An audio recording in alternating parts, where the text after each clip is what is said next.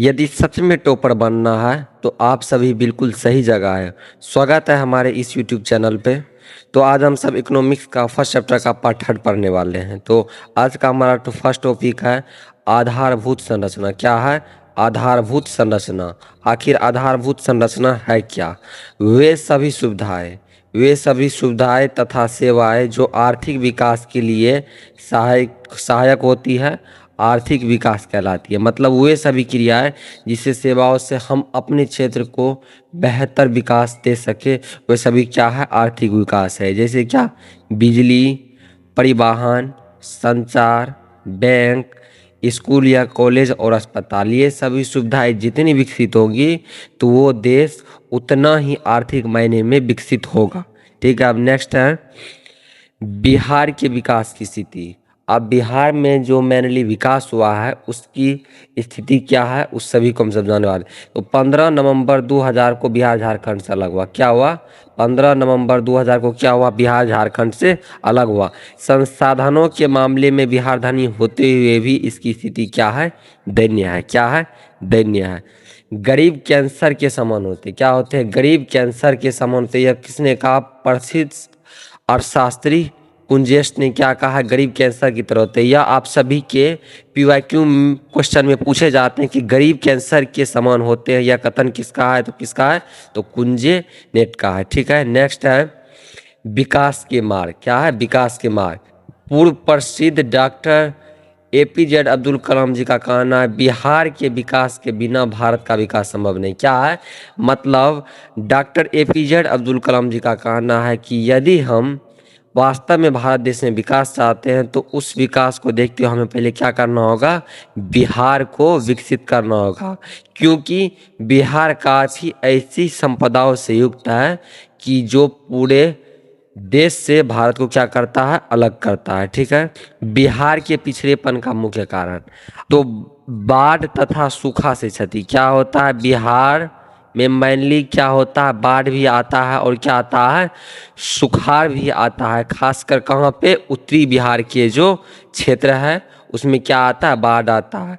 उत्तर में नेपाल है और उधर से जो पानी आती है वो क्या करती है? बिहार को बाढ़ से ग्रसित करती है। तेजी से बढ़ती हुई जनसंख्या। क्या है? तेजी से बढ़ती हुई जनसंख्या।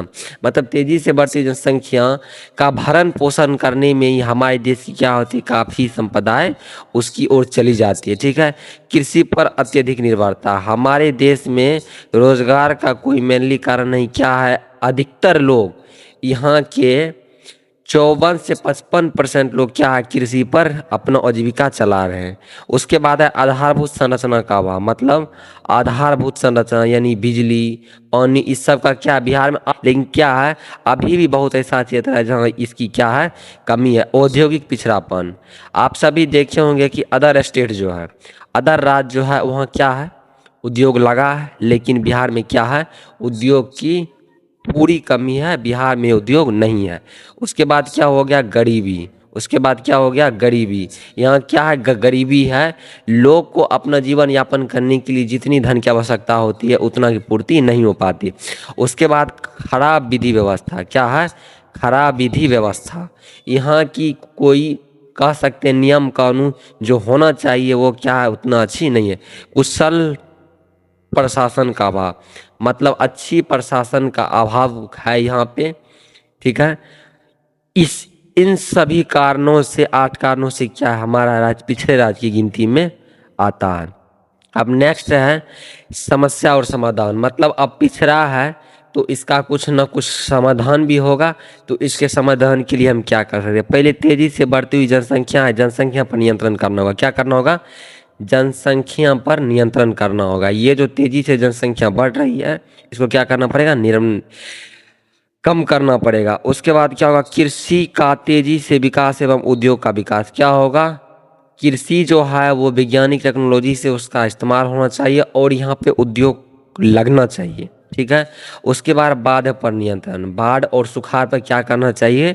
सरकार को इसके प्रति नियंत्रण। सरकार अपनी संभव कोशिश करती है लेकिन बाढ़ को रोक नहीं पाती है। लेकिन सरकार को इस पर क्या करना चाहिए? रोक लगाना चाहिए। आधारभूत संरचना का विकास। उसके बाद आधारभूत संरचना का मतलब ये हुआ बिजली, पानी और अब आदमी की आवश्यकता है जो होती है उसको कि क्या करना चाहिए, उसका विकास तेजी से होना चाहिए।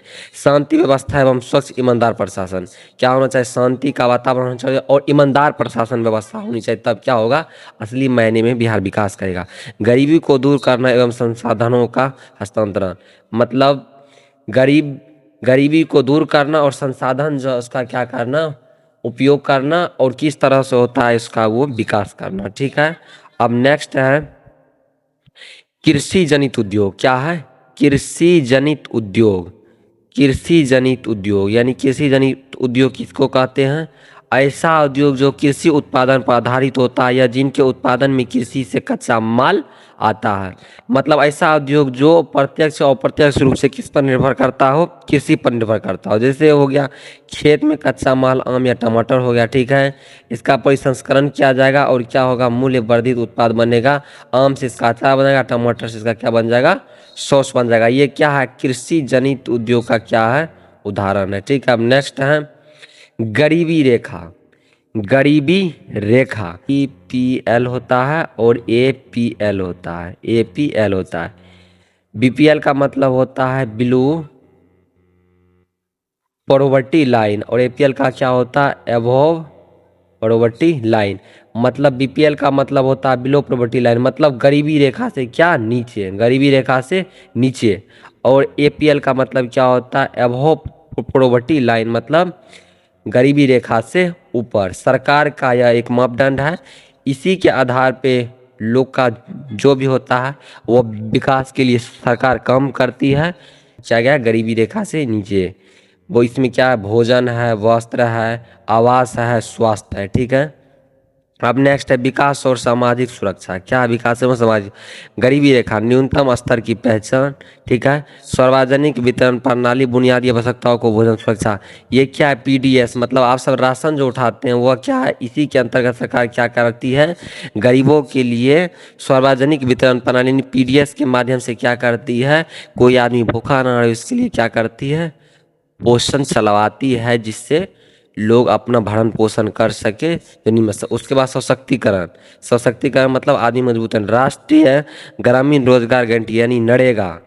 नरेगा इसके अंतर ग्रामीणों को कम से कम 100 दिन की रोजगार गारंटी मिलती है। क्या मिलती है, रोजगार गारंटी मिलती है।